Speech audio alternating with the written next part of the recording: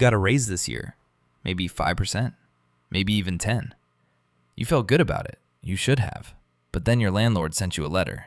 Rent is going up again. And somehow, after everything, you ended up with less money than before. If that sounds familiar, you are not imagining it, and you are definitely not alone. Today, we are going to break down exactly why rent keeps rising, no matter how hard you work, and more importantly, what is actually driving it.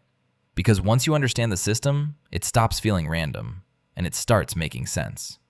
Let us start at the beginning. Rent is not random. It follows supply and demand just like everything else. When more people want to live somewhere than there are homes available, prices go up. That part most people know. But here's what most people do not know. The supply side of housing has been broken for decades, and that is where the real story starts. Think about your city. Think about how long it takes to build a new apartment building. In most major cities, from the moment a developer decides to build to the moment the first tenant moves in, you are looking at 5 to 10 years, sometimes longer. Permits, zoning approvals, environmental reviews, neighborhood consultations, every single step takes time and costs money. Meanwhile, people keep moving in. Jobs appear, populations grow, and the number of available homes barely moves. So demand goes up, supply stays flat, and rent goes up every single year. But that is only part of the story. Because even when new buildings do get built, they almost never make rent cheaper for regular people. Here is why. Building anything today is expensive. Land costs more than it did 20 years ago. Construction materials cost more. Labor costs more. Interest rates on construction loans have gone up. So when a developer finally finishes a new building, they need to charge high rents just to break even, let alone make a profit. That means new supply almost always enters the market at the premium end. Fancy finishes, rooftop terraces, gyms and lounges, and price tags that only a fraction of renters can actually afford. So you end up in a situation where the housing supply technically grows, but the affordable supply barely moves. And everyone competing for the same limited affordable units pushes those prices up too. Now here's where it gets really interesting, and a little uncomfortable. Your rent is not just about your building. It is about every building around you. Landlords do not set their prices in isolation. They look at what comparable units in the area are charging. If your neighbor raises rent, your landlord notices. And in many cities today, landlords are using software, actual pricing algorithms, that scan thousands of listings in real time and recommend the highest rent the market will bear. This is not a conspiracy theory. It is a documented practice. And it means rent prices move together across entire neighborhoods, almost like they are coordinated. Because in some ways, they are. Now let us talk about something called the wealth effect. And this one might surprise you. When home prices go up, homeowners feel richer. They are more likely to spend money.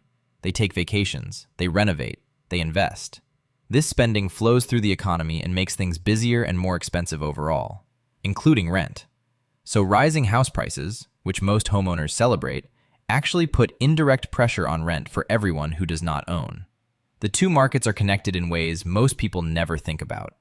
And then there is inflation. When the cost of everything goes up, groceries, energy, maintenance, insurance, landlords face higher costs too. And they pass those costs on through rent increases. Even a landlord who is not trying to maximize profit will raise rent just to keep up. Here is the honest truth about your paycheck. When your salary goes up by 5% and your rent goes up by 8%, you have lost ground. The number on your payslip is bigger, but your actual purchasing power, what your money can buy, has gone backwards. Economists call this the difference between nominal income and real income. Nominal is the number you see.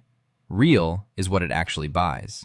And for renters in most major cities over the last 20 years, real income has been quietly shrinking even when nominal income was rising. This is not about you working hard enough. This is a structural problem that has been building for a very long time. So what can you actually do about it? Understanding the system is the first step, because when you understand it, you can make better decisions. If you are renting right now, research what similar units in your area are actually renting for before your renewal comes up. Landlords count on tenants not knowing the market. Knowledge is negotiating power. Look into whether your city has rent control or rent stabilization laws. Many cities have rules about how much rent can increase per year. Many tenants do not know their rights. and landlords know that. Think carefully about your location. Cities and neighborhoods are not all moving at the same pace. Some markets are stabilizing. Some are still climbing fast. If you have flexibility, that information matters.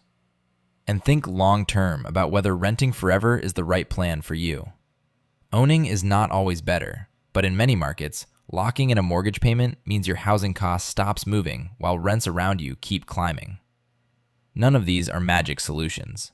The housing system is genuinely difficult and genuinely broken in many places, but you are not powerless inside it. The more clearly you see how it works, the better the decisions you can make. That is what this channel is for. Taking the systems that shape your life every single day and drawing them into focus. If this video helped you finally understand something you have been feeling for years, share it with someone else who needs to hear it. Subscribe so you catch every video we put out. And leave a comment below. I want to know your city and what rent has done where you live. Big ideas, plain language, finally clear.